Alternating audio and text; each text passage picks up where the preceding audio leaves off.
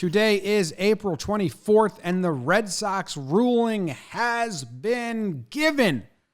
They're getting punished so bad. We're going to talk all about that. We're going to take your voicemails. We're going to have some fun. We're going to do a lot of talking Yanks. Talking Yanks with old JOMBOY, JOMBOY and Jake. Recaps galore and weekly awards. Stat lines, steaming hot takes. Your Yankees news with these two fine dudes. It's time for Talking Yanks. Talking Yanks with old JOMBOY, JOMBOY and Jake. Talking Yanks with old JOMBOY, JOMBOY and Jake. What's going on, everybody? Welcome to Talkin' Yanks. Thank you so much for tuning in on this fine Friday in April. My name is JOMBOY. I'm coming to you from the city of New York. And I have Jake also coming from the city of New York. New York City. Jake, how are you doing? Doing well, James, Hamas, BBD. 6:09 p.m., BBD's favorite time of day. Just took Noodle out. He did a nice dookie in the streets of New York. Got my heating pad on my, I think it's officially moved from my back to my shoulder, my injury. So that's good. And yeah, again, getting excited for the NFL draft about 2 hours out. Ooh, I just got Spotify just sent me a banner ad that says, reminder, take a break. Here's some calming music to help you find your zen. Fuck yourself, Spotify. Let it rip. Tell me what to do. Get off my ass about it, Spotify. Yeah, right? Come on. That's why you know I don't work with them. Back off. We're on Spotify. That's someone's What's going listening on to us over on there? Spotify right now. I'm good, man. I'm good. Katie and I just did a workout together, and I think I scared her because of how miserable I got. And angry.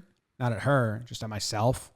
It's just like, I told her afterwards, I said, hey, like, I want to keep doing these with you, but it's up to me to, like, try and beat this.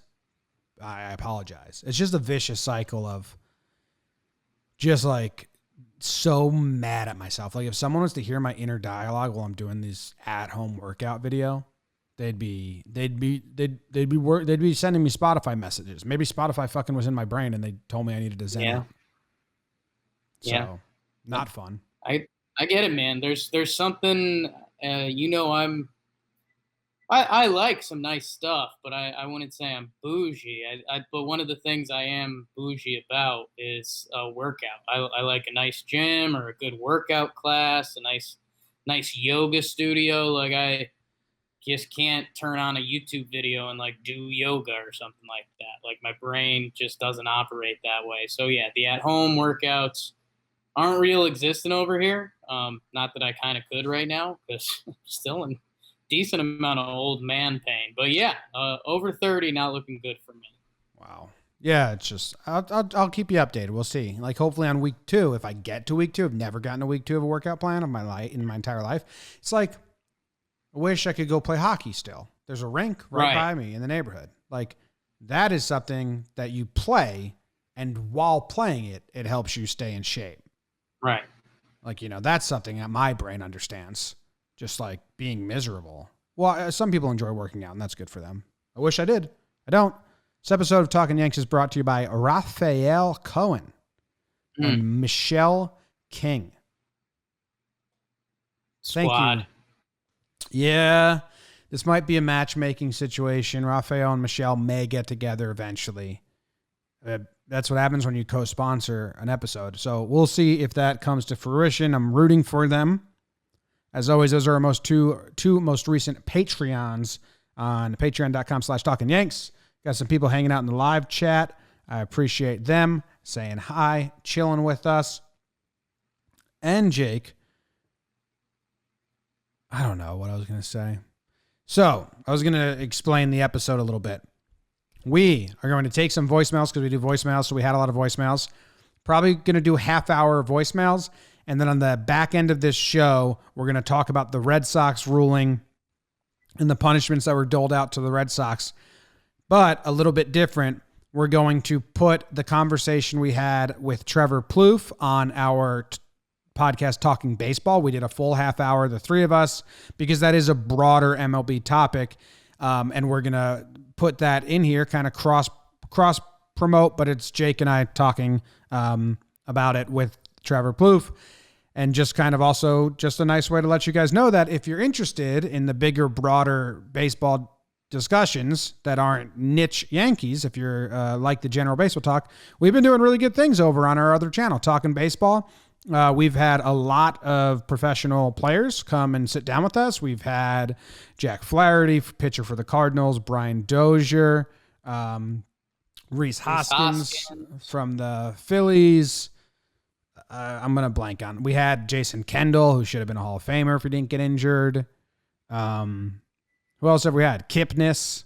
A lot of dudes, yeah. Melville. We're doing a lot of stuff. So if you haven't checked those out and you're interested, go check them out. But that'll be the back end of the show. We did a whole 30 minutes on it. It's really good. And instead of Jake and I just repeating the exact same conversation, we're just going to, throw it in there. And you get Trev's point of view, and he's an MLB guy. So that's what we're going to do there. So yeah, I think the bigger note is kind of at the end, because these Boston sanctions have been coming for 3 months or whenever Manfred first mentioned it. And if you and I talked about it on Talking Baseball today, which we did, I think we'd be here on the show being like, yeah, they punished that guy, and yet we knew this wasn't going to be a real punishment. And I think you guys will get a conversation with some spirit instead of us worn out. Yeah, a spirited convo. It was a spirited convo. We all said good things. So, but this is the voicemail episode. Also, we need to start cross-promoting all the things we do at the network anyway, since Talkin' Yanks is it's our flagship program. A lot of people that are listening to this have been with us from the very start, and a little behind the scenes, Jake and I are terrible at promoting ourselves. Just absolutely awful. It's kind of the one thing that the investors and the people that have gotten involved with this company are like, why don't you tell people what you guys do? They're like, we just annoy people. So we never ask for a review. And that's why I'm saying, I think we mentioned Talking Baseball, and I don't even think we go into mentioning like JJR, or we mention even the stuff like Talking Folk. I don't think we mention that right now. Yeah. Okay. We don't mention we've been watching every single World Series from 1972 on YouTube and reacting to it and talking about the players. And we did the whole 90s dynasty. We watched games from 96, 98, 99, 2000, 2001, 2003. I mean, yeah, that's stuff that, people that have invested into our company tell us, why don't you tell people about the things you do? And we say, because we're bad at that. We don't like ourselves enough. So we're not going to tell you about it today, but we might tell you coming up that, there's a lot of different stuff that you could find us on. Yeah. YouTube. Get prepared to be annoyed with just how much we tell you about all the other ventures. But Big Baby David's personal Instagram. His Finstagram? His Finstagram. It's a dolphin app. No. It's a fake Instagram, Jake. You're not in the know? Oh, I didn't know you were spelling it with a PH, because those are two different apps. Noodle changing. Yep, All right. Here's the first voicemail. Hey guys, it's Gary again calling from Frederick, Maryland. I don't know about you, but I've become addicted to playing this year's MLB The Show game, and I just passed the trade deadline as the Yankees. Gary Sanchez wasn't doing too hot defensively, so I traded 2 AA prospects for Buster Posey from the Giants and sent Higashioka to AAA because apparently he didn't meet the maximum amount of waivers yet. Also called up Jordan Montgomery and put him in the starting rotation and put Happ in the bullpen to have another lefty in the bullpen at my disposal. My question is, if you guys were in charge of trades and call-ups for the Yankees, what moves would you make this season or next? Go Yankees. Pretty huge. Hey guys, Rick Romanelli from Pensacola, Florida, calling in. Got a question for you both. Jake, my paisan, I hope you're feeling better. Hope keep that back going with the showers, bro. I had a back problem too. I know your pain. Hey, just curious if you guys were offered an opportunity to announce a Yankees game at the stadium, you and Jake both. What co-host would you pick from the current staff of all the gentlemen that currently work in the Yes Network and announce wonderfully? Who would you want in there? I'm assuming Michael K, being the alpha dog that he is, him and Jimmy in the same booth together would be a little bit interesting. But anyway, love to hear what you'd come up with.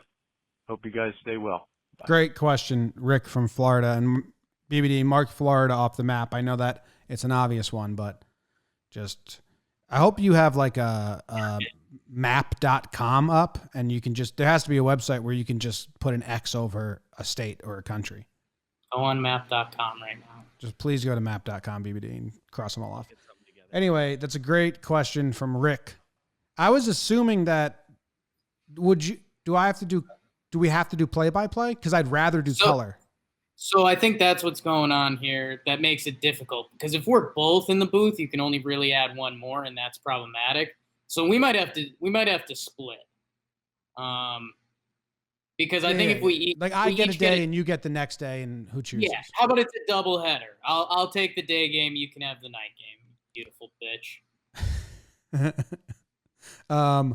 Do I have to do play-by-play? Because I'd rather choose Michael to do play-by-play and I do color with Coney. Yeah, so that's the problem. I mean, you need a play-by-play person, which basically brings you down to. I mean, you could have Ruocco in there, because who are the only guys that do play-by-play? It's K, Ruocco, and Singleton some games, right? Mm-hmm. Ruocco, Flash does it sometimes. Yeah, kind of. I don't know. I mean, I want K in there because I mean he's got the play-by-play and the conversation. And you can lean on him, dude. Like yeah, exactly. And then I think Cone is tempting for me, but I'd probably want to be in there with Paulie for a game, just because I think we could get lost together. I wouldn't know. Yeah, I think I'd become a spectator with O'Neill because I just want to be like listening, So I'd just be like, what's Paulie doing? See, I'd be poking the bear a little bit. I'd be putting pellets into the stove. I'd be so interested in O'Neill's not what he does when he's not calling, when he's not talking. Like, what's he eating? How does he sit? Yeah. Does he actually watch the game? Right. Or, all that stuff. I think I'd choose Ruocco or K as play-by-play, and then I do color commentary. If I have to do play-by-play, then I'd choose Coney and O'Neill. There's only so many answers. There's a lot of instant like, nah. Yeah, I mean, if you're going 2-man booth, there's a case for Singleton.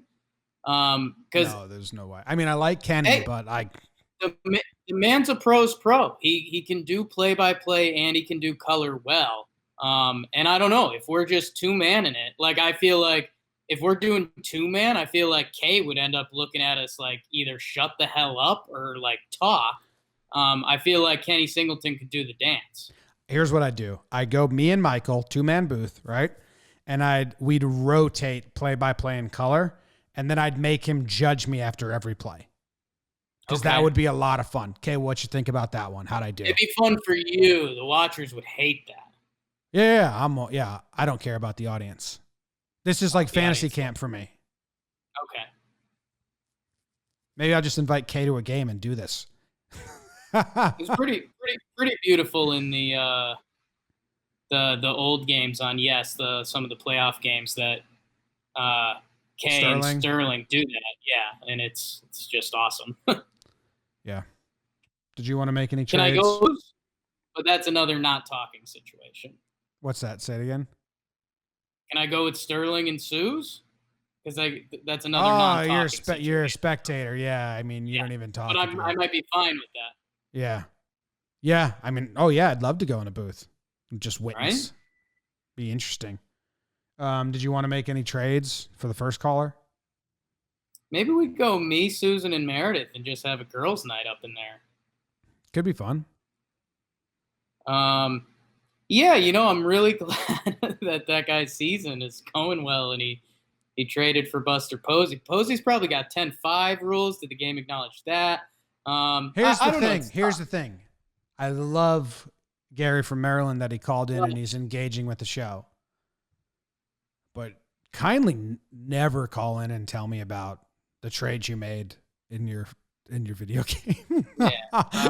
If like, Jake, if we were in college together, sitting on the same couch, and you were actively making the trades, and you nudged me and were like, "Hey, I just traded Gary for Buster Posey," I think I'd be like, "Dude, I don't give a fuck." Yeah. No, those are kind totally of like fair. a you only situation. Yeah, I think it's tough. Trade for the good guys and win. That's the video game mantra. It's a good mantra. All right, next one. JOMBOY. Jake. It's 12:25 in the morning on Thursday. I miss baseball. The question. Do you think, obviously he did bad guy stuff, but if Herman was on the roster during the playoffs, do you think things against Houston would have gone differently? Think in game 2 it wouldn't have been happened. Probably would have been him in extras. I don't know. I was wondering your thoughts on this baseball. Peace. Yeah, man. I mean, it was Cashman's kind of biggest point when he did his end of year press conference was we thought we were going into the playoffs with a healthy Betances and Domingo Germán. And after the trade deadline, we couldn't do anything else. And we lost Betances and we lost Germán. And Betances would have strengthened the bullpen, which got overused. Germán would have been a bulk guy or maybe started somewhere. It seemed like they were going to use him as a bulk guy for sure. Yeah. The offense still needs to like do more and all that, but I mean, obviously it changes it. It's not a guaranteed win, but the odds of winning are higher for sure. Yeah, it's it pushes everything back. It's whether you're talking about a good bullpen or a good lineup. Who knows? Domingo follows Paxton instead of Chad, or however that game went down.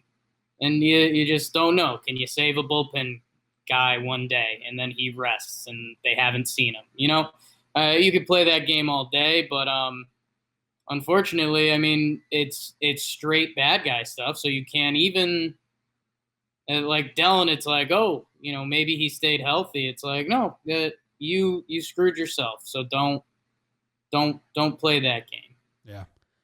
And the BBD, what BBD labeled this next one, and the person who it's from has me a little scared, but here we go. Look out. What up, boys? It's Boobach. And I got both little Boobachs in the back seat here on our morning commute.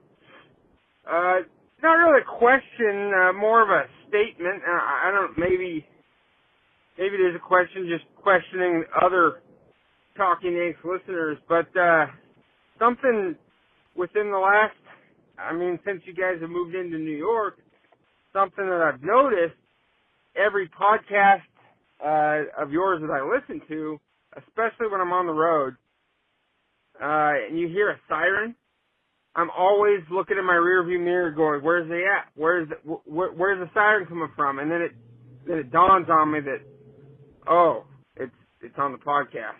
So it is what it is. Maybe I'm an idiot. I am an idiot. Love you guys. What's anything? You say go? Yell it. Say go Yanks! Atta girl. Love you guys. Peace. You know what? There's a lot of sirens in New York right now. It's impossible. I hear them every time we're doing that from you. I'm sure you hear some from me every now and then. And I always thought it should be absolutely illegal to play a song on the radio that has sirens in it. When you're driving and like a rap song comes on that has a siren, a blurp blurp in the background, heart drops instantly. when I was younger and would be driving. And I was like, that shouldn't be allowed. That should be illegal. So I didn't realize that we were doing that to people, but I guarantee we were. And I feel bad about it. Nothing we can do though, you know? Yeah, So I think we did this a little bit back. I think we'd done the sirens, and then wasn't there a commercial that had the like iPhone alarm noise or something like that? And we were like, no, like you can't. That's not how this works. Yeah, you can't do that. Yeah. But good to hear from the little boo box. Thanks, Boo Box. Hey, JOMBOY and Jake. This is Robin from Vancouver. Vancouver. I put a bet on the Yankees to win the World Series this season. Not with Vegas, just with a friend, 3-1 odds. So if they win, I get 1,500. I don't know what's going to happen if the season doesn't happen or if it's abbreviated season. Do you guys know how Vegas is going to handle those kind of bets? Just curious. See you guys later. Peace. Do you know, Jake? I mean, you're more. You're not like. I can call. I can give them a call. I would guess they just. I don't know how Vegas works. I don't. I mean, I don't. Hey, Vegas. No, don't you have a bet? You have a bet. They're normally good. I had last year's. Oh, you had last year. Okay. Yeah, I'm assuming right now those are up in the air. And again, like Jimmy and I have talked about on Talking Baseball a lot, if there is a season, what does it look like? Do they do an exhibition season? Do they do a round robin? Do they mix up the leagues? Yeah, I think Vegas is probably waiting to figure that out. I think there's like pretty good rules around gambling that like if they cancel the season, Vegas can't just be like loser. So I'm assuming they would be refunded or at least be able to put on another bet or something. But yeah, that's tough. Yeah, I mean, I don't think you can lose it, so that's good. But him and his friend, that's interesting because what if they do like an exhibition season that doesn't really count? And the Yankees win it. If I was the friend, I'd be like, that doesn't count, dude. I'm not paying you. Don't bet with Jimmy. Oh, yeah, don't bet with me. Don't bet with Jimmy. He doesn't want to even. Yeah. Next up, James Esposito, who's in the chat. Hey, guys. James. With all this coronavirus stuff going on and the New York quarantine being extended another 2 weeks, I just thought I'd come on here and give everybody some good news. And just remember that Garrett Cole is, in fact, a Yankee. So just remember that. Have a nice day. That is good news. You remember you got like Garrett Cole not only is a Yankee, he's gotten like double-digit standing ovations already, which is hilarious. Hasn't been hit yet. Yeah, he got knocked around once in one of those games, remember? The wind was blowing out, Lakeland. Spring training, dude. Yeah, everyone was like, he sucks. Talking regular season. Not going to lie, I'm actually worried about this. Those are some tweets. Yeah, Cole's the Yankee. That's great news. He lives a mansion in Connecticut. He's settled in. His kids are going to go to probably, what's one of those prep schools in Connecticut? Gunnery? That's too far north. Too far north. I don't know. They're Fairfield Immaculate? Prep. I'm sure they're Greenwich Prep. I think that's too north too, and I don't think that's like a special school. There's stuff in Greenwich. They'll be okay. Okay. Yeah, I don't know. Hey, positive spin zone. Garrett Cole, only throws half of his innings this year. He's fresher for the duration of his contract. Boom. Boom, boom, boom. Yankee fans did get a little fast and loose with the standing O's for Garrett, though. Oh yeah, excited. Everyone was excited. They didn't know. They did not know a pandemic was coming. Maybe they did. Ooh. Talking Yanks. Love you boys. Love the show. Appreciate it. Thinking about you in New York. Wanted to call in because I heard the caller talking about moving to Boston as a Yankees fan. I went to high school in Seattle and college in Boston. I went to Northeastern. I just wanted to let him know I got way more shit for being a Yankees fan living in Seattle than I ever did in Boston. They got a real Napoleon complex thing. They never really won anything. They're so angry about it, especially since '04 or '07, whatever that was. The Red Sox fans, they've mellowed out. So don't worry about it too much. Just want to tell you I'm thinking about you boys. Go Yankees. Miss baseball. Take care. I think I would 100% agree. I think I got more shit for being a Yankees fan in California than I would in Boston because it's still the Northeast. So you understand that people are going to be fans in your city. But like when I lived in California, people have weird reactions. They're like, why? It's like weird reactions. Like, oh, really? I'm like, well, I was from the East Coast. They're like, oh, I guess that's okay. I'm like, Jesus Christ. Weird Cali pride. And I mean, even the reactions you just gave. I mean, you were in California from what ages? 15 to 20?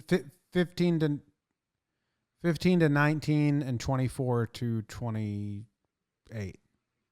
The reactions you just gave me were kind of in that age slot. And there's a weird Cali pride out there. I mean, we've seen that from a number of the Cali guys, but yeah, a lot of people in California, when you move to California, they're like, don't you just love it here? It's like, Jesus, right. Don't be gross. Thank you. I mean, people are my people. People are good.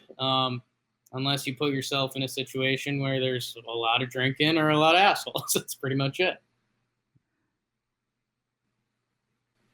Hey, JOMBOY Jake, Bill from Austin. First things first is Bubak.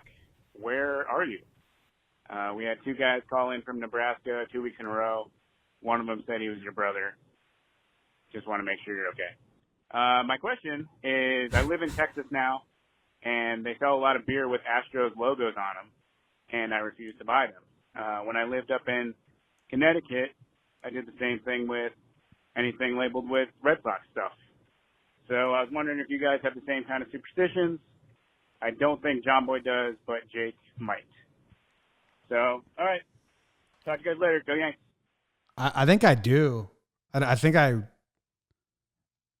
think there is a part of me that just wouldn't buy it. Like, I don't like the color red, and I think that stems from Yankees and Red Sox. And also, my face is so red already that if I wore a red shirt, that's a nightmare. I think you and I are both suckers for good packaging. If we walked into a shop that sells beer and there's a beer with a funky label on it, you and I would look at each other and go like, okay. There's these drinks at the bodega that I love the design of the can. I have no interest. It's called Recess. I have no interest in what it actually is, but every time I see the can, I'm like, that looks like, I should buy this for Katie. She like it. Yeah. And I'm a weird drinks guy.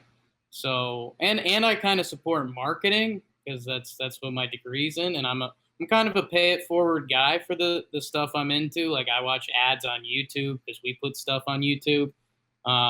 So yeah, if I'm looking at a selection of beer and one of them were to have a Red Sox or Houston logo, I'm going to choose something else. Yeah, it sounds kind of like, sounds childish and petty, especially to a non-sports fan. But yeah, I think I'd naturally just choose something else. Yeah, I mean, think of, you would, any of your buddies that you guys oppose teams on. If you have a Red Sox fan that was drinking a Yankees beer, I mean, you're gonna call them out. Look at these recessed cans. I'm gonna show them to you right now. Look at these photographs. Oh boy. Yeah, I don't have the screen. No, I have it, but I just showed you my grandma for a quick second. That's nice. Oh yeah, I've seen those. What are those? I don't know. It's like some kind of flavored water.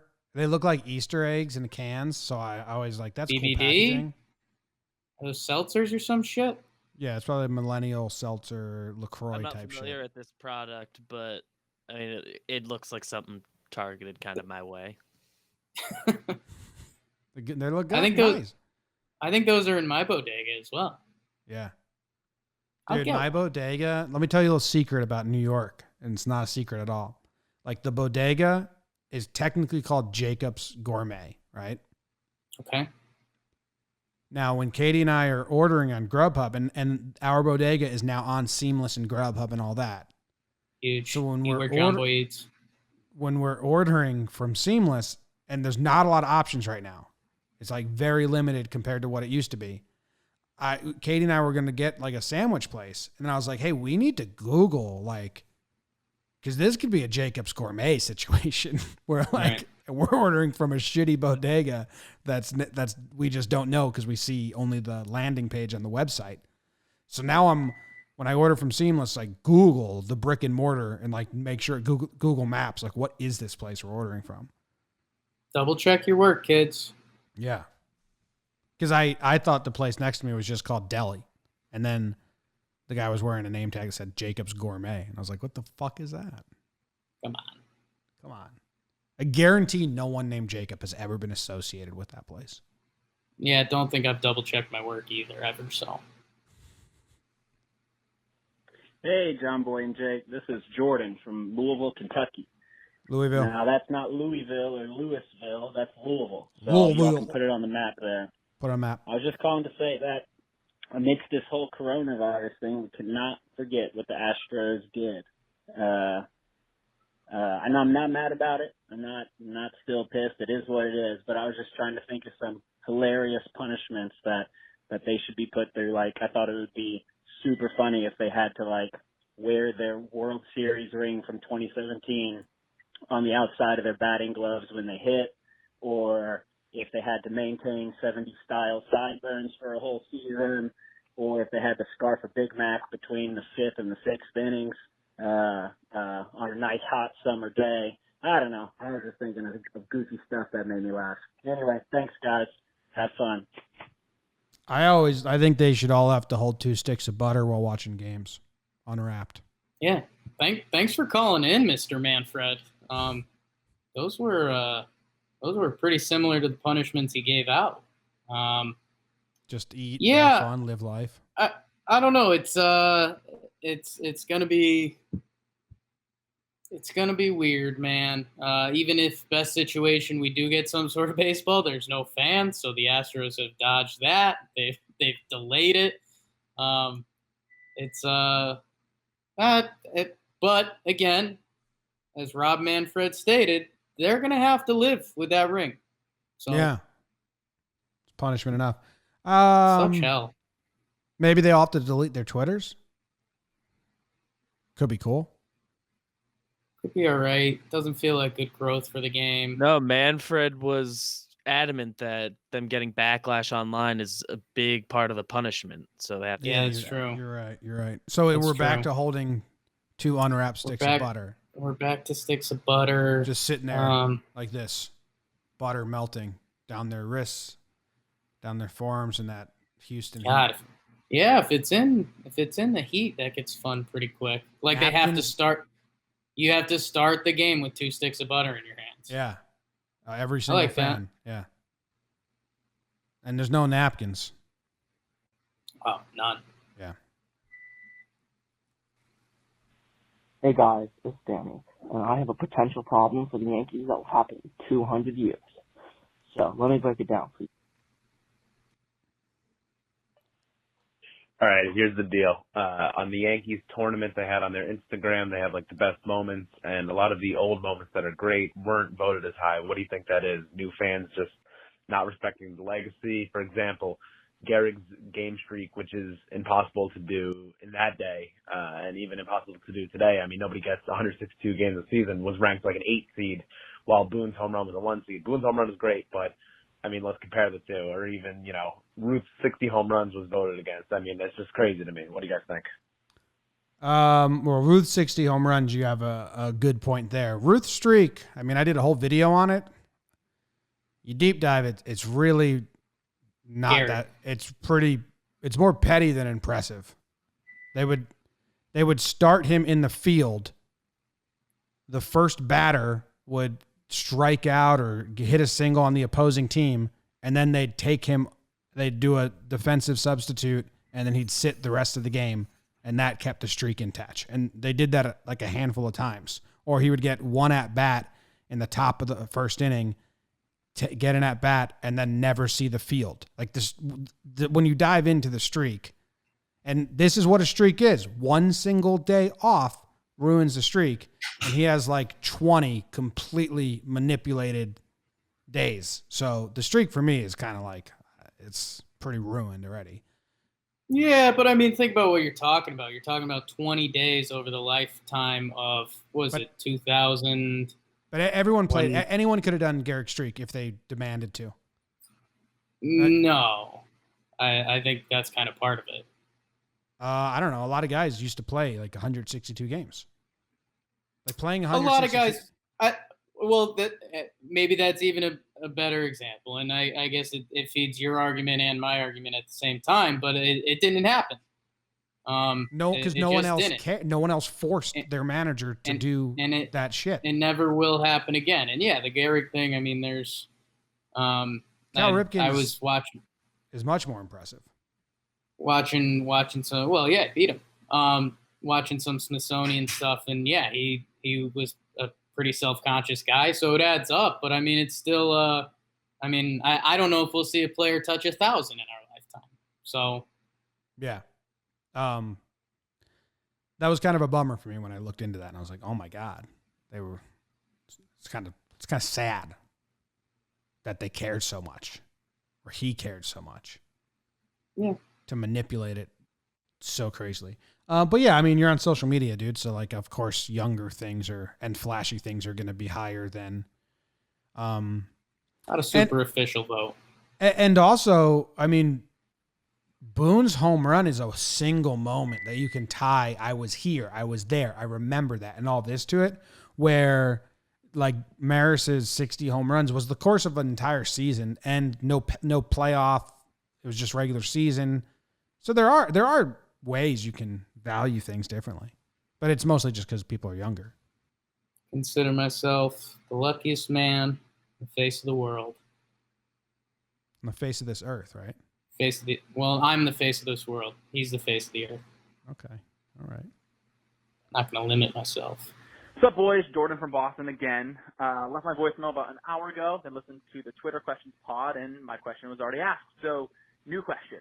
If you could choose a time to grow up a Yankees fan, let's say in your teenage years, what generation are you doing? Are you going the Ruth years, the Mantle years, the Joe D years, the 90s years? I'm definitely going the 50s, 60s with Mantle and Berra. They never lost. That would be amazing, especially with the three teams in New York. That's my pick. What do you guys got? Thanks. Go Yanks. Okay. This is a very quick answer, obviously, so I reserve the right to change my mind, as always. I think, and there's a lot of people that listen that probably have this, being a teenager under 20 in that 96 stretch. So say in 2000, you're 20 years old, so you were 16 in 96. Does that make sense? And then you go to college, and the Yankees kind of get weird. You go to college for the 01 and the 03 losses, where like you're so drunk and partying that you're like, whatever. I already had so many when I was in high school, and I'm in college now, and I'm not giving my effort to being a fan. And then you become an adult, and then you have the 09 right there. I think that's my dream. That would be my goal right there. I was too young for the 90s. I wish I was a little bit older to really, like the 09 one. I was in college, and I really relished that season, and like I like cognitively was in every game. I was too young for the 90s one. So I think that's my very early answer. Yeah, you'd probably, you'd want the 2000 season to end when you're 17, maybe something like that. Maybe 18 is your senior year of high school or something like that. Yeah, I mean, I was young for the grade, so it all plays. I mean, do I actually have to live in the time period? That's why I don't want to go back to the 50s and 30s. I don't want to live then. Yeah, I mean, if we're doing like living that time period, because yeah, I mean, from 27. Let's see. I mean, from 27 to 62. All right, Jake, you open it up a little too much. Yeah, Yanks have a good franchise. My dad's not a bad age. He was a teenager during 76, 77, 78. And then the 80s and 90s, he was busy going to college, starting his life, getting his family gathered. And then when he had his kids and a job and was working in New York City, the late 90s come, and he gets to be part of that. So that's kind of a nice timeline too. It's not bad. And end of the 30s, you get 4 straight. Yeah, but it's like 49 through 53, you won 5 in a row. You got to make sure you're an age where you actually understand that. Like how crazy rare that it wasn't that rare. There's only like 10 teams back then. They all played. All right now, make me young. Make me young. Make me young. Kevin Cohn calling again from Greenville, North Carolina. I've been listening since 2018. Big fan of the pod. Basically just wondering what y'all would think the Final Four and championship game would look like if the Yankees had a March Madness style fighting tournament. I see Brett Gardner beating all the big boys, honestly. He just seems like that scrappy dude who can take out anybody. All right, love to hear back from you. Love the show. Take it easy. Okay, so fighting tournament, March Madness style, Judge and Stanton in the finals, and I don't care about the rest. Yeah, Noodle lit out a couple really gnarly howls right then, so I kind of got lost in the voicemail. It's a March Madness style fighting bracket of the Yankees, right, BBD? Basically, yeah, who wins? You're playing a bunch of one-on-one fights and yeah, so it's Judge wins and he beats Stanton in the finals. I don't even think Judge, Stanton, Chappie. We've seen those boxing vids. What's and that, yeah, I Pete? think everyone's thinking what, like Sessa? Sessa, Chad would be a great matchup. Chad. Yeah, you gotta. I mean, March Madness, you have to have one Cinderella bracket, so that's where someone leaks out. You make Brett. You make Gardy like a. What are the two seeds that play each other that are like really close to each other? Why am I blanking on this? No March Madness. 8-9. 8-9. You make Clint and 9 and Brett and 8, and Brett's so upset about that and just absolutely destroys Clint. Like absolutely slaughters him. It's tough. God, how about a picture? It's angry Maybe someone. too. You don't watch it. Voiter's got a pretty good argument. Yeah, Voit might take out Stanton in his bracket. I've got those two in the same bracket. I could see Stan getting upset somewhere. Judge wins easy though. Okay. Someone would have to like know jiu-jitsu to take him out. How about a nice Gumby sneaking in the fourth? He's sneaky, tall, and it's this like. Gumby is consistently trying to just land the one punch. No. See, that's what the other people are doing, and they're having all these like tragic events happen to them. Like they go for a giant swing on Gumby. They're like, this is gonna be an easy one. Big tree fall hard, and then they like pull a muscle in their back, and then Gumby they like fall over. I see Gumby doing like I see him very much like our friend Chisholm. Just like never landing a single punch, but throwing the biggest punches. Big swings. Yeah. Maybe Hap, tough guy. Hap wins one round, is happy that he got a win under his belt, and then kind of like lays up and just takes his loss. But he got the one when he's happy. He's like, I don't want to get Hap's hurt. the guy in the movie that like the fight scene happens, and you're like, wait, did he do anything? And then like one guy's upper half just slides off his body that he's been chopped in half, and you're like, whoa. Hap's a killer. Okay, cool. That was the last voicemail we have. So Judge wins. That's obvious. Voigt would give him something. Judge is huge. Big boy. He's Voigt size, but bigger. He's got a little more football in him than Judgy. Judge played football. Yeah. But Voigt's got more football personality. Like a pretty boy. All right, we're gonna throw it to the entire Red Sox discussion, and then you will hear. Basically, we're gonna throw it to Talkin' Baseball. This was our half-hour discussion, all about the Red Sox, the punishment that they received, and all of our thoughts about it. Thank you guys very much for tuning in. As always, we appreciate it, hanging with us through this pandemic and weird times of no baseball. It means a lot. We love you. Red Sox punishment in 3. And the episode will just end with the end of this. You won't hear us ever again until next episode. 3, 2, 1. What's going on, everybody? Happy Friday. Welcome to Talkin' Baseball. Mickey and the Duke. We have a ruling. We have a punishment. We have a statement on the Red Sox cheating investigation. Wild conclusion. Pretty boring. Except one piece that's very exciting. But first, Trev, Jake, how are you guys doing? We're rocking and rolling today. It's a big-time punishment for the Red Sox. It's huge. It's huge. It's a game changer. Jake?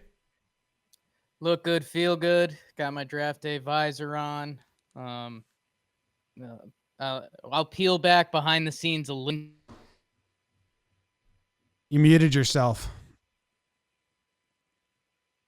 Just as you're about to peel back behind the scenes, we can't hear you anymore.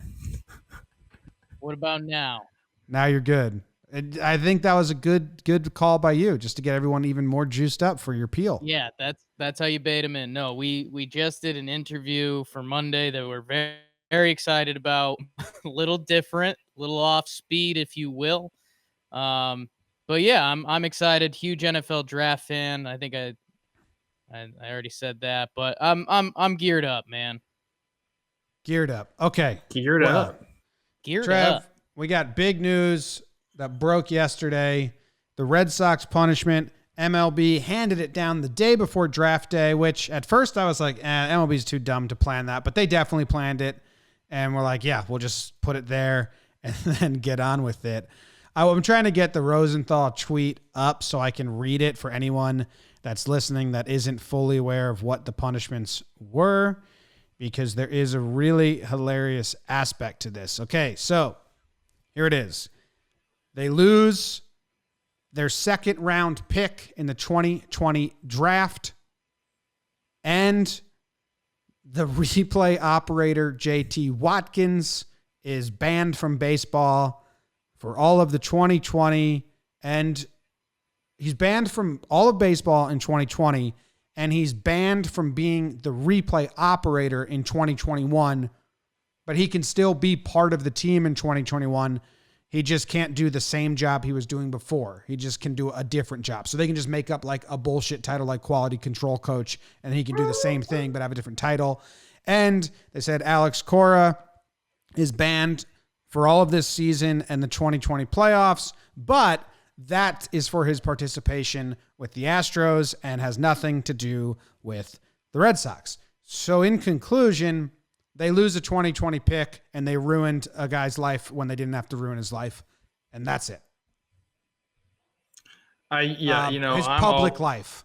I'm all over the place on this because, one, I don't think they really did anything to deserve a punishment. Like, I get that they were warned once with the Apple Watch scandal. I don't even know what to call it. So, like, MLB, I guess, had to lay down some form of punishment. But I will tell you this right now. You're going to use video to decode sequences from second base. Everyone does it. Yeah. Everyone does it, and it's not illegal to do it. Now, they're saying, yeah, it was during the games, and he was doing it and giving it to players, blah, blah, blah, blah, blah. But if I wanted to go on my own and use the video that's on my iPad and look at the catcher signs from second base, you could do it, and everybody does it. Yes. So it's just a weird thing for me. And we're talking about JT Watkins here, who was a former player. Okay, he's got a job. He does his job. I'm telling you this.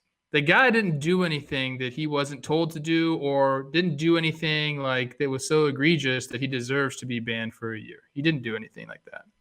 Okay, it's just part of the game. You're in there. You're trying to help the team out. What I read was a lot of times he was just referencing the scouting report and say, this is what they're using at second base. Yeah, okay. So the report, I'll dive into it. The report says, but first I want to pat ourselves on the back because when they said the Red Sox got in trouble for doing the same thing and using the replay room immediately, the three of us jumped on, did an impromptu episode where Trev and I, and we all said, every team does this. This is completely different than what the Astros does. This is nothing.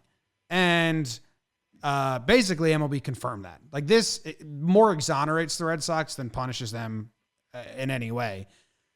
Absolutely. What the statement said was that this dude, the replay operator, would build scouting reports like you're saying, Trev. And we said this way back in the day. Anyone with a laptop who has YouTube can study the sequences of a catcher at home on their couch. And you can build a report that you can go into the next game and do. So that's kind of what he did. But what they're saying he did wrong was, say they're in the 4th inning and he's sitting in the replay room and he's like, oh shit, that scouting report isn't correct anymore. They switched. He would go tell them, guys, they switched. They're doing this now. And that's illegal because you're using it in game. The report also says it was only effective when there was a runner on second base. And that's a huge game changer from what the Astros did, where it was every single pitch, every single at bat. So the report says there's a huge difference. There's my initial response was like, MLB realized they were in the weeds here and that they opened this investigation and now they did find wrongdoing, quote unquote, but really kind of like decriminalized wrongdoing because every team does it forever. And they gave him like an easy punishment. I do not understand why they had to throw JT Watkins under the bus. If they didn't punish JT Watkins, there would be 0.0000 people saying, how come that replay guy didn't get punished? Like there would be no one. There was no need at all to throw that dude under the bus, but they did. So it's funny. Enough for him. And let's get couple things out of the way. Let's not even bring up the Astros anymore, because I mean, like we said, this isn't in the same realm. These are in different worlds. I will say, I mean, I do think the Red Sox did something wrong. You're not supposed to do the live in game, and they did it, especially after the commissioner specifically told them and a couple other teams do not do this. So they had to get punished. And they got punished. And part of it, which I thought was interesting from Rob Manfred / also partially laughable, was they said that this year's draft pick was they only did the 2nd round pick because they factored in that it may only be a 5-round draft. So that was supposed to be, in theory, more than just a 2nd round pick. But again, that's starting just to get into the weirds of this year. And yeah, I don't know. I understand what you guys are saying, that it happens around the league, but no other team has been punished or caught for it, which leads me into my final thing about JT Watkins or whoever got through under the bus here, is that we now do live in this comical world where the team I just said I won't bring up again. Think about the questionnaires that went out in these interviews. It's what can we find out? And what they found out was that JT Watkins was telling the guys that the sequence changed. So JT Watkins got his harshest penalty, and I'm sure the players had no involvement. It's such a ridiculous thing. It's such a ridiculous thing because, look, these guys, they work their ass off. The replay guys, they're putting together all the video for you. They're in these little dungeons. There's no light coming in. It's bad for their health probably, and they're sitting there on a computer all day long, and all they want to do is help. It's all they want to do. They want to make you a better baseball player and in turn help the team. That's what this guy was doing. It's ridiculous. And I would be remiss if the Red Sox aren't taking care of this guy on the side, they should be taking care of this guy on the side. Like this guy, his severance package better be big. If it's not big, they need to step up and make sure that he's taken care of this year because he's taking the fall. I don't even think that the Red Sox were like, yeah, it was him, like the Red Sox players or any. I think it was more commissioner was like, I need someone to punish. Give me a name. Like in Band of Brothers, when they're like, hey, 2 people need to do this mission. I don't care who. Like in Band of Brothers, it seems like 3 people from your company need to be reprimanded. And the sergeant's like, what for? And he's like, 3 people need to be reprimanded. Give me 3 names. Exactly. I think that's how this went down. I don't think So do you think they were like, hey, JT, like, yeah, they were like, hey, here, we need a guy. Here's what we're going to do for you. I don't think that all the reports came in and they were like, it was the replay guy that did it. Hey, that vacation that you've been wanting to go on, it's all expenses paid, and we're going to set you up in a suite, and we're going to fly you around the world for this vacation you wanted to do. Yeah. That's what they need to be doing with this guy, because there's no doubt that like you're saying, it was just like, we need a name, give us this guy, and we'll call it a day, and we can dump this right before the draft. It'll be perfect. Yeah, I don't think they that's what ratted on him. I think it was more they handed him over. JT was probably like, I'll take it. Just, can you guys hook me up? I'll take the year off. Yeah. He can give my job back, He right? can come back next year with a different job. It's really no I hope punishment. that's the case. That's If what this that's guy what is it like getting says. blackballed from the game. I know, but if he gets blackballed and like doesn't get to work in baseball again because of this, it's an absolute joke. Yeah, it would be And fucked up. He won't. He's the quote unquote fall guy for this, which again, that was my biggest thing when this news came out, is that because they didn't add anything to Cora, is that we still don't have anyone to blame for the Houston thing. We got 3 guys that got 1-year suspensions. And that was my one goal. Jim, you could dig up the tapes. One of the listeners want to get sick during your quarantine, dig up the tapes. That was my first thing I said when I wanted Astros punishment, is give me the guy. Give me Lunau, give me Hinch, give me Cora.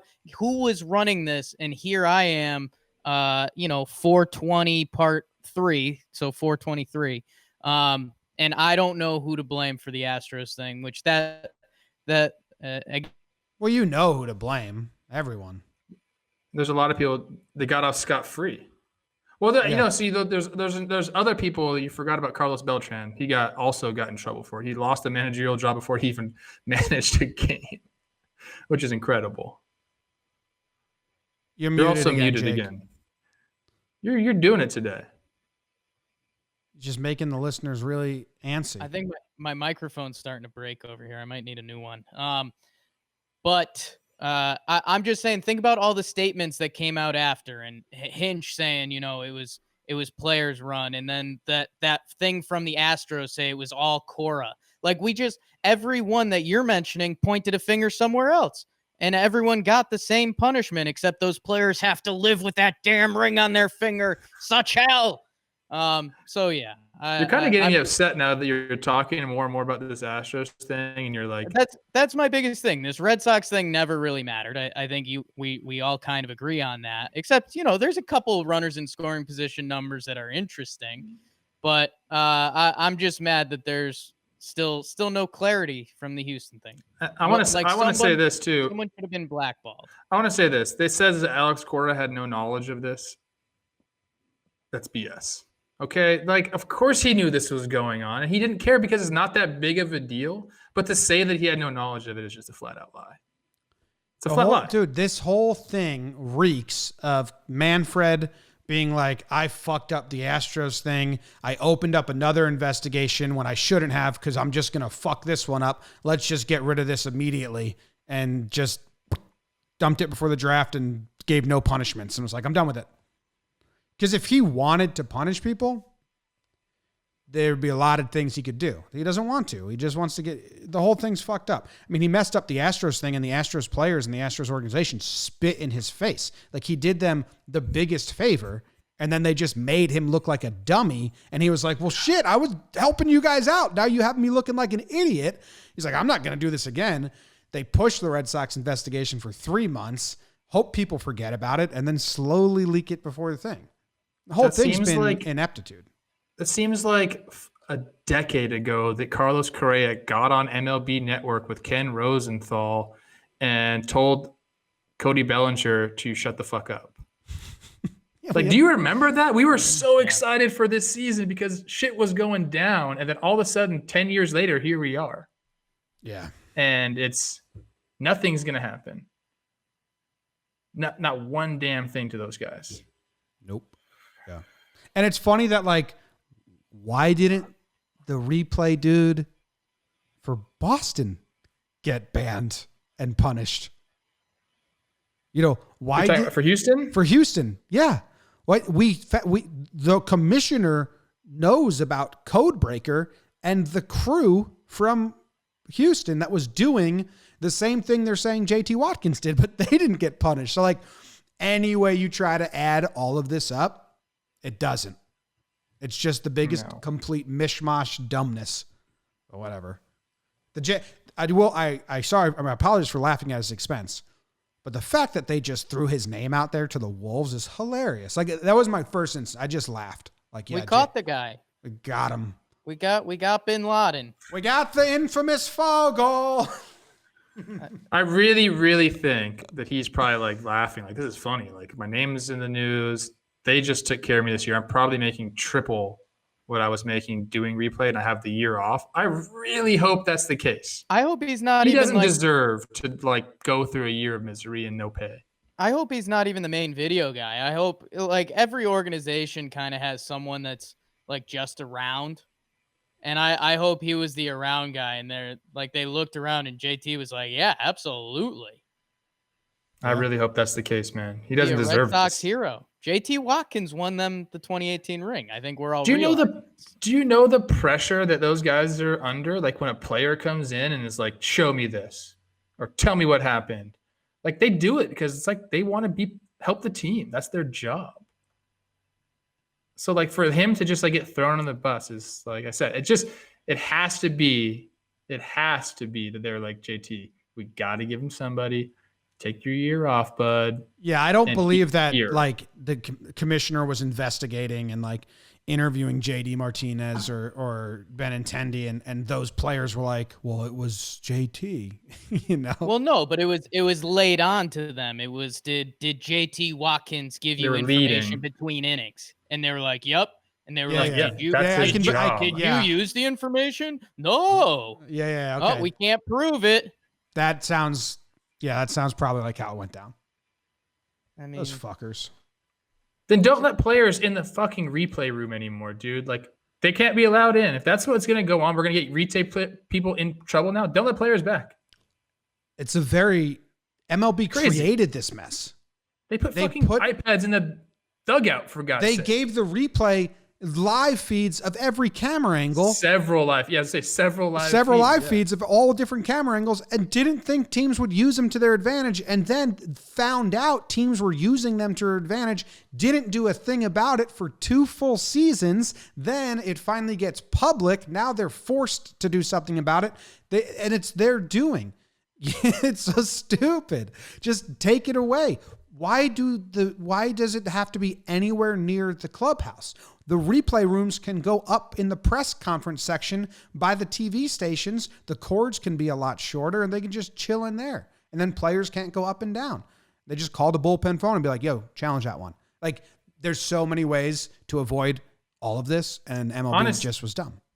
Honestly, it might benefit players to have it away, because when you have a replay room and video so available to you, like you're going to find yourself going in after every at bat and looking at pitches. And I don't think it's good for you. Like some guys are like, yeah, like I like it because I get to see where that pitch was and what did it look like. But like you're going to find yourself leaving the dugout, leaving the game. Now you're not paying attention to the subtleties of the game. Like, and this has happened for me on a couple of different teams. Like managers have said, guys, let's stop going back. Let's stay in the dugout for the game, because everyone goes back and looks at their videos. I think it might even be detrimental to some players' nights, or it could hurt a team that night because so many guys are going to go look at this shit. I think it'd be better for them to just no players allowed. Don't look at the video. Wait till after the freaking game to go see that. Like stay in the game. Get your head in the game. I might sound like an old man yelling at clouds now with this, but like I've had coaches have meetings about that, saying like we need to stop going back and looking at every single at bat, because I used to do that every single damn at bat, because why wouldn't you? Yeah, it's all there for you. I mean, there can be good from it, but Trev, how many replay guys for teams? There's 29 other teams out there. Like when they saw that JT Watkins got in trouble, like how many other I'd made that joke in my video. How many other replay guys were like, oh shit, I do that. That's definitely part of this as well. Maybe that's a reason they were like, hey, we got to get the replay guy, because like I said, they set a precedent. These guys want to help the team. And if a player comes back and says, hey, like, did they change their sequence up? Because that scouting report said it was first line after the 2. And then I was on second base and it didn't look like that. Like, what is it? Like, they're going to want to help the guys. So, don't put them in that position. And now I think these guys have they can say like, look, dude, obviously I can't give that information to you. But here's the fucking computer. Go ahead and look at the video from last inning. You can still get it if you want. Just do it yourself. Yeah. You can sit at home and do it. That's what we said. So I have something kind of wonky that I do. I probably do once every 3 months, but close your eyes. We're having a wonky show. We're having a wonky day so far. It's the post-quarantine world. You can go outside. You can interact with people. It's a relative's birthday. It's an older relative. Maybe you're lucky enough to have a grandparent. It's an older aunt or uncle. It's their 80th birthday. Picture that person. Now open your eyes and know that the second most powerful person in baseball, Joe Torre, is 80 years old. And he's probably, as Jimmy said, the MLB got themselves into this mess. I mean, they just don't have their eyes open to a lot of this stuff. And I'm sorry, I love Joe Torre, one of the more respected people in my life. But if he's making votes on all the stuff we just talked about, oh yeah, why should we have a replay room? Where should we have it? Oh, the kids are using iPads to hit. I just think that's how you end up in these situations. And it's I mean the leadership regime right now in baseball, just needs a look in the mirror. It's not a good look right now. Do you think Joe Torre actually makes decisions? I think he's the second most powerful man in baseball. Do you really? Yes. Trev, do you think Joe Torre actually makes decisions? I mean, he makes decisions. I don't know about the second most powerful man in baseball. I would say that's probably Jerry Reinsdorf or 30 another one of the owners. Yeah, whoever the head owner is, which I think might be Reinsdorf. I don't know. I think, but I think Joe Torre passes along opinions, and the owners are like, "Cool, man, keep being a figurehead and sell your Bigelow tea." I don't think Joe Torre has any say in anything. Is Rob Manfred the most powerful man in baseball? I don't think so. No, it's all the owners. We stumbled into a fun convo. All the owners answers to the owners. Yeah. All the owners aren't one person. Give me. That's what I'm saying. I think there's a head owner who all the owners are in charge. Some owners are in charge of the investing, MLB investment part. Some are in charge of the media. Each owner, there's a handful of owners that have titles of the business of MLB. So I don't know who those guys are. I know who a couple of them are, but I don't think I'm allowed to share. But it's that group, the group that are in charge of areas of MLB. That's who I don't know. Has the most power. This whole Rob thing Manfred is just a puppet for the owners. I mean, he doesn't really have any power. Just a scapegoat and all that. But I think Torre is. How much does he get paid? Is he he's not like Goodell, making $40 million a year, right? I don't know. BBD? Look it up. Rob Manfred's salary. If don't tell me he's like Goodell. Please don't tell me he's like Goodell. It's got to be a big number. Prior to leaving his post, Selig was reportedly making $22 million a year. Manfred's estimated salary is 11. That's from an article, Chicago Tribune, February this year. It's got to be 11 million with a crazy amount of kickers with revenue and stuff like that, right? Yeah. It's too much, whatever it is. Yeah, it's too much. Too much. When's his contract up? I don't know. I'm just asking BBD questions looked now. that up the other day. Or no, that was Tony Clark, right? Yeah, we looked up talked Tony about Clark. Tony. Well, do contracts get up for commissioners? Wasn't Bud Selig commissioner until he didn't want to be anymore? I don't think so. 2024. 2024? Yeah. He was given a 5-year extension. Whatever 5 years before that is when it just happened.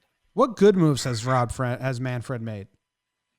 The wild card was extra wild card. That was him, right? They finally put up netting for every field. I don't know if that was him. Well, they got back. They got backed into that one because so many people got hurt. Money. Yeah, the league's making money. That's all they care about. Big TV After deal. 2018, he got the extension. After 2018? Good It job. was by good for Bob. him. At that point, Yeah. he knew about all the cheating, so he was probably like, yeah, lock me up. Lock me up, baby. Shit's about to go down sooner or later, so just lock me up, and then hopefully that people don't find out about this. I mean, he had all of the fucking reports on his desk. He knew they were cheating. What's weird is he's just the commissioner of Major League Baseball. I am the commissioner of all baseball, and I don't Global? even make that much. Yeah, when are we So getting Commissioner Plouffe shirts? People were asking for them.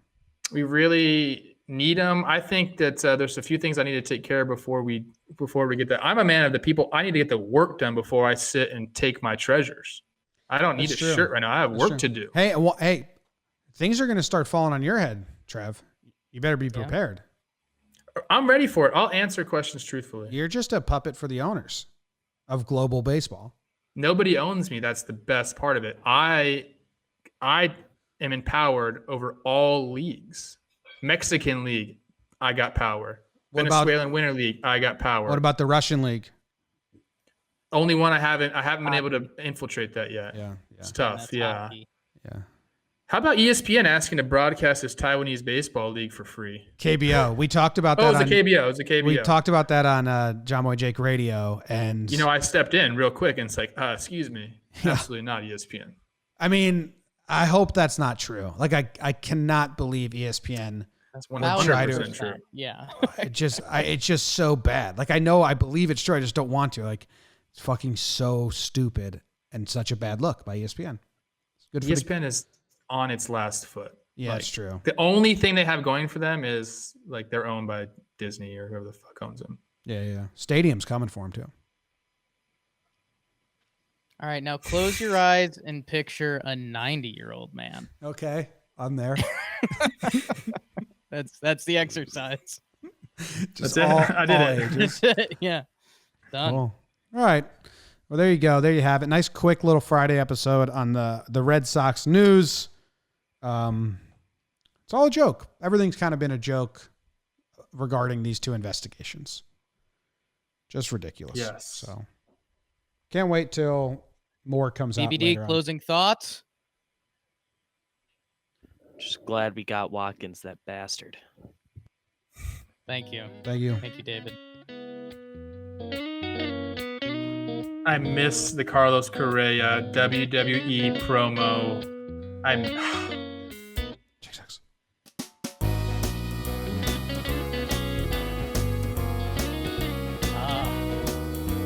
We should have done, do you think this encourages cheating going forward? Maybe. Yeah. What's gonna happen? What do you want to do? You want to do? Does this encourage cheating going forward? App still going? Kind of juicy. I know Commissioner Plouffe's got something. I just think the teams are gonna be like what? Like we can't use like we have a million cameras. We're gonna use it. Like as long as we're not giving live signs and banging a trash can to give our hitters an advantage every single pitch, like these things that we're just gonna continue to do them. If they keep the replay room within walking distance of the dugout, yes, they have just encouraged the cheating. Like 1,000%, they have just encouraged teams second round pick. Because once there's a precedent set, once there's a precedent set of the punishment, Manfred in his report didn't say like any future. If this happens again, the punishment will be 10. Did he even say that in the report? I don't think I saw it. So yeah, if they allow the replays to be within walking distance of the players, then yes, they just promoted this. And the only reason the Red Sox got that is because they had a prior offense. So yeah, if the Red Sox doesn't have a prior offense, yeah, none of this happens. Yeah, I don't know, man. Fucking A. I don't know. Would you? It's not even that big of an advantage. That's the thing, you guys. Like, you still got to get on second base. Then you got to relay these signs. And like I've told you guys before, not everyone wants that because people fuck it up all the time. But the way the Astros did, it's a huge advantage. That is completely different. Yeah. Yeah. Well, I think Cora drove it home to the players that this will work because he's been working in that field. Is he a bad guy? Like, I mean, would you get a 1-year suspension for a ring? Because that's what Houston's done, and the answer is yes. And would you boost your chances to get a hit for the video guy to get suspended for a year? Yeah. Oh, shit. Yeah. All right. Finish the outro.